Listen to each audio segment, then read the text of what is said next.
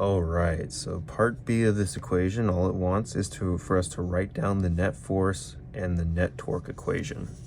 So we don't need to worry about the net force in the y direction, and I'll show you why in a second, or in the next video actually. It's primarily because the normal force will always equally oppose the force of gravity. So this is equal to 0 no matter what. We don't need to worry about this. We're not going to consider it.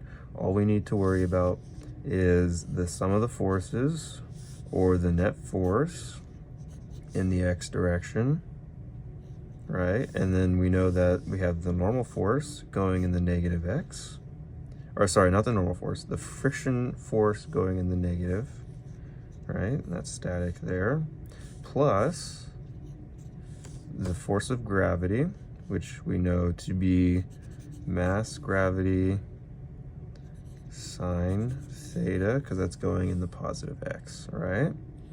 And then we need to do the net torque. So we'll do the sum of the torque forces. The net torque is equal to the friction force times the radius, right? And that's because torque is force times the radius. And so you'll notice, so going back to problem, the problem description, right? Let's see, there we go. So with this problem, we have, it mentions without slipping. And the reason for that is, if there was no friction, the sphere would just roll down the hill.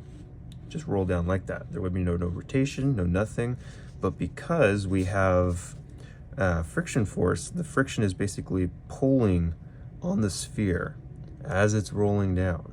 So that's why we have basically the friction force is torquing on the sphere. So we'll take those equations, the net force and the net torque, and we'll apply those in the next problem.